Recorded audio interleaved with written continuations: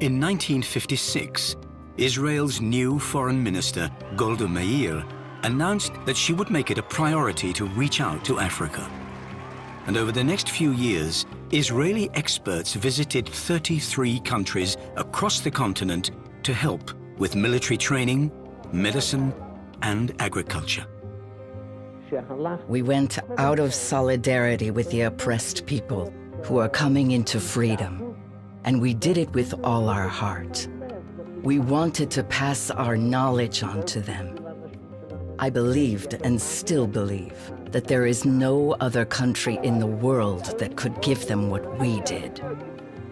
In 1958, Meir oversaw the creation of Mashav, a division of the government devoted to global humanitarian work. And since then, Israel has given aid to millions of people in 140 countries around the world.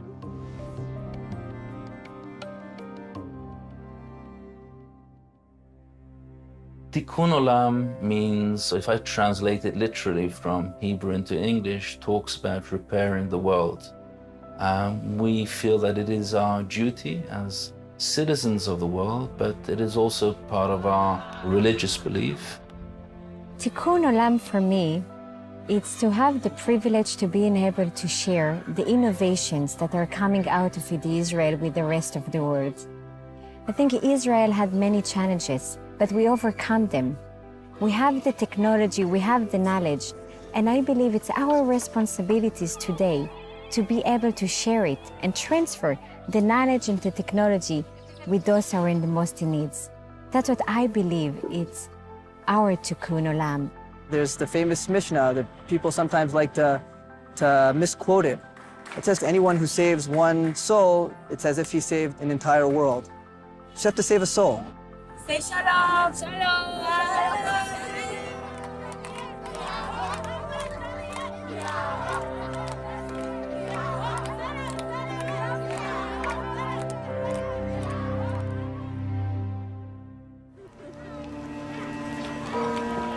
In 1903, a wave of bloody massacres swept through the Jewish communities of the Russian Empire. Over the next 3 years, more than 2,000 Jews were slaughtered, and thousands more were forced to flee their homes. Desperate to find a safe haven for them, Zionist leader Theodor Herzl sought help from Great Britain. In response, the British colonial secretary offered him land in the Karamoja District of northern Uganda, then a British colony. Ultimately, the Zionists turned down the offer and chose to wait for land in Palestine instead. And the so-called Uganda scheme was abandoned. Now, more than a century later, the Jewish people are in Karamoja at last. This time, to help save a region on the brink of destruction.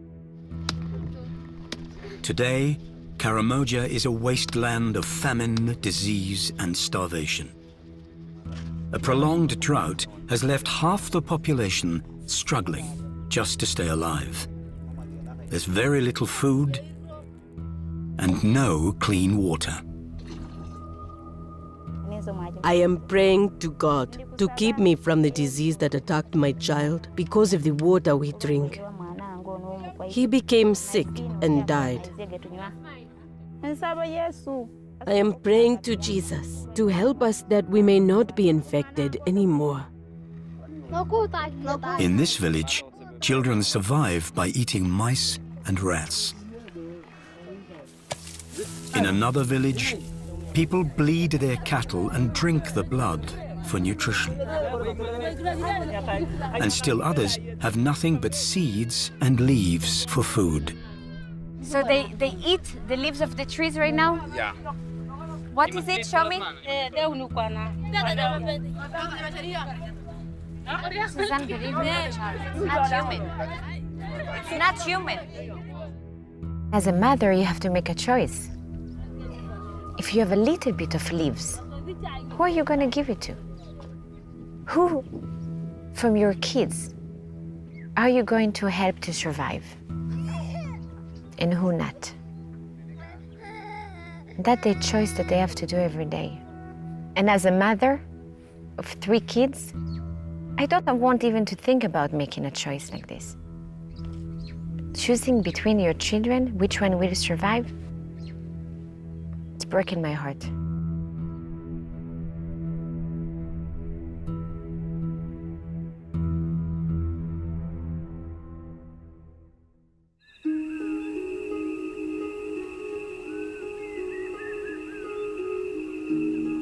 It's not easy to be an African woman.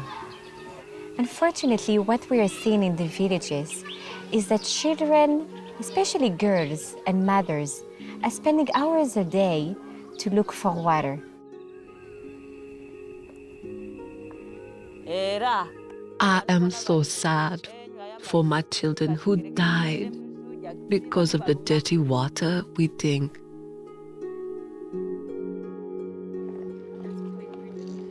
I am in fear of my 3 living children because they are often sick from the water. My children cough all the time. If I lose any more children, I will be in deep sorrow.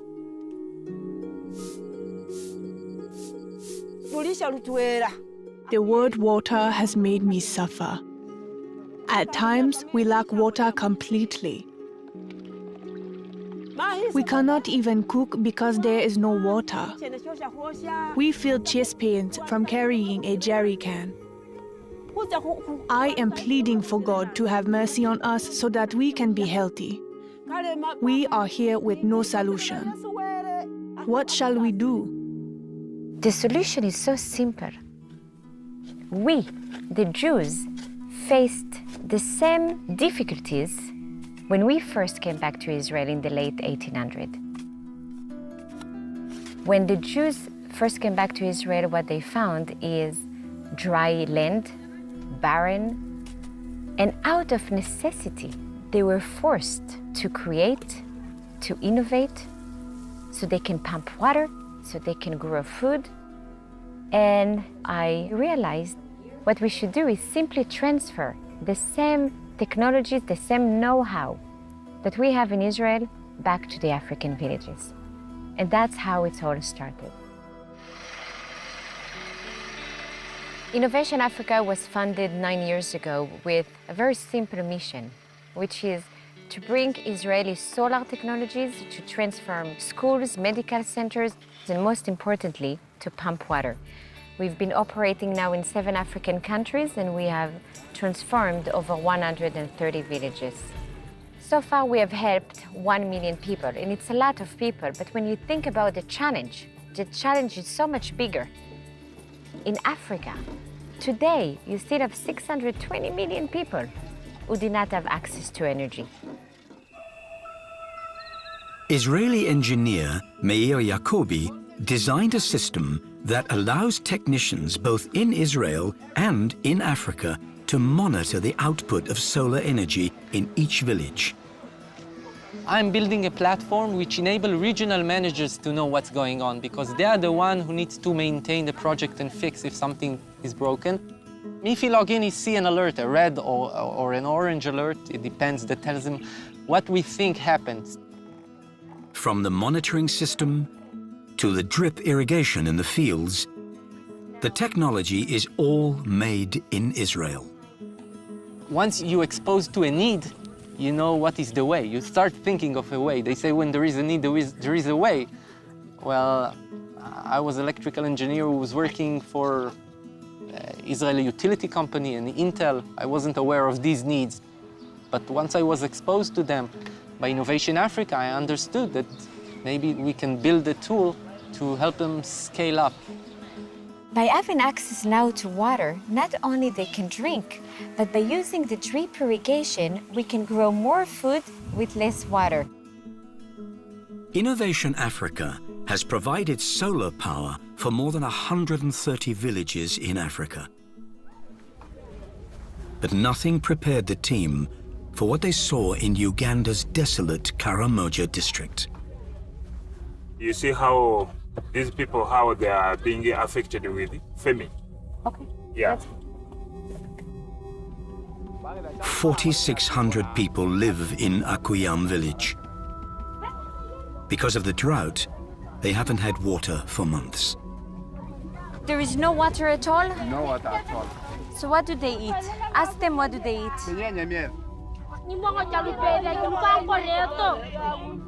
They climb those trees there and get soft leaves. They pound and then they smash sunflower, put in it, and they eat as food. For the last 3 days even, they haven't had any meat. You didn't eat for 3 days? In this village, the elderly are the most vulnerable. This woman tied a rope around her stomach to try to ease her hunger pains. She's one of several people who are slowly starving to death in Akuyam.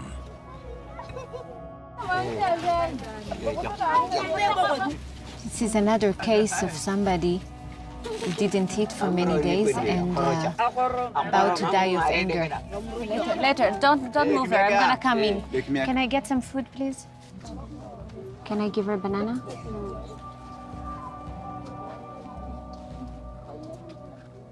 Would you like to eat?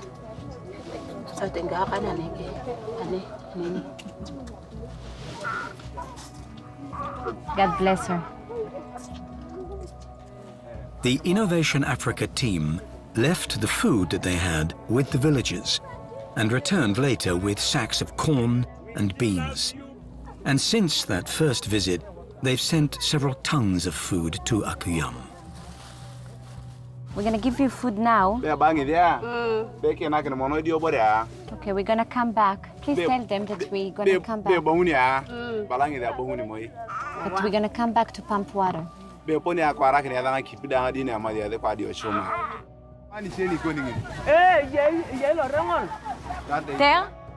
I must say, it's one of the worst things I've seen. And I've been in Africa a long time. I have to tell you, seriously, my heart is broken.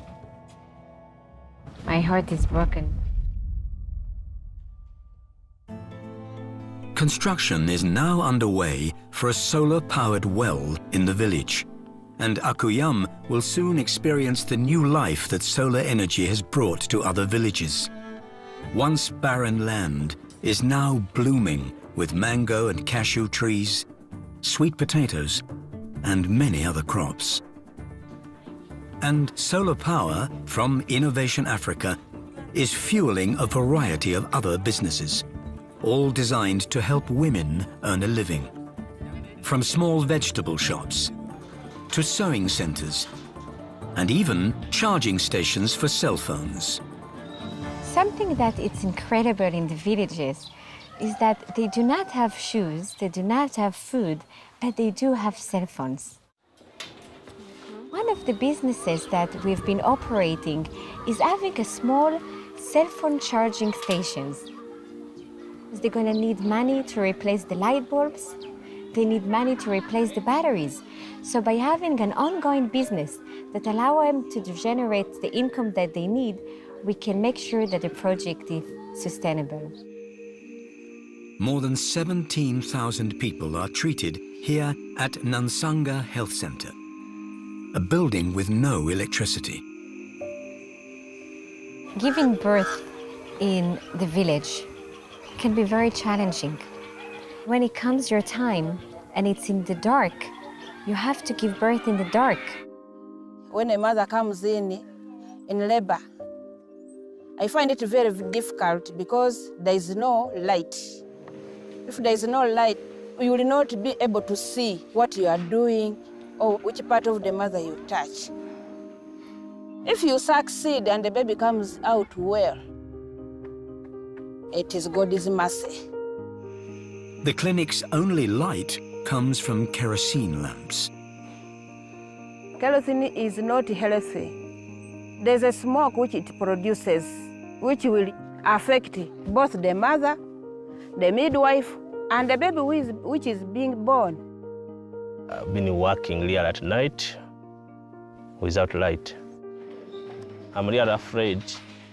I use kerosene during examination of patients I'm really afraid. Sometimes I make a wrong decision on the patients that I do examine, and really afraid that the work I do wouldn't be the way it is if we had light.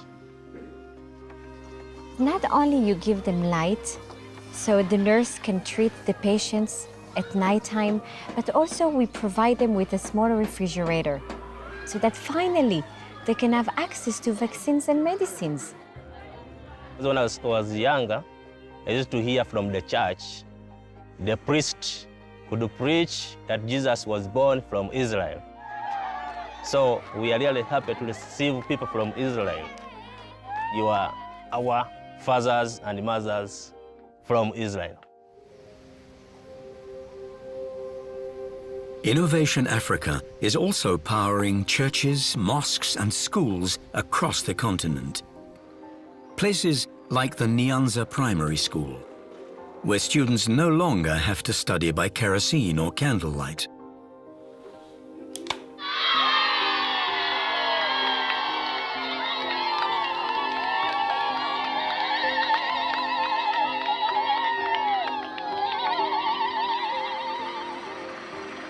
Throughout Karamoja, more than 15,000 people now have access to electricity and clean water for the first time. Are you ready to have clean water?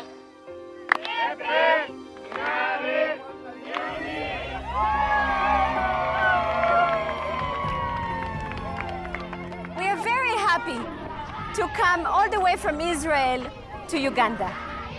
Now and forever, they will have clean water all the time.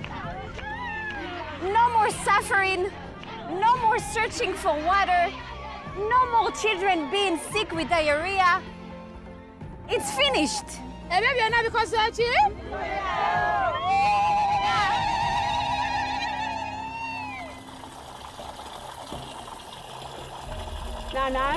Thank you, God, that we now have clean water. Now I will drink clean water, cook clean food, and eat clean food. You go back to the village after a few months and you see how much food they are able to grow. They are healthier. The water is clean. And once you give them access to clean water, good water, they have more time. The second thing that you're seeing immediately is how many more children are going to school, especially girls. You go back to primary school and you see it's full house. Before, our bodies were sick because of hunger. But today we are healthier because of vegetables and water. And all the children will be healthier too. Thank you, Innovation Africa, for bringing everything. When you give access to water to women, you empower them. You give them back their integrity to be able to take care of their children.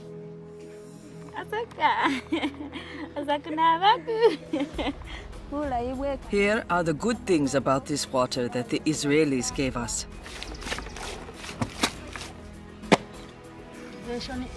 I can make bricks, water my passion fruit, and I also opened a small shop. God gave us the land, the water, and the sun. In the state of Israel, since its creation, we have been using those three resources to have a better life. And what we are doing here in Africa, we're trying to do the same. Our own contribution, our modest contribution, is just the technology, so that they can have access to what is theirs, the sun, the water, their lands. With access to clean water, opportunities are endless.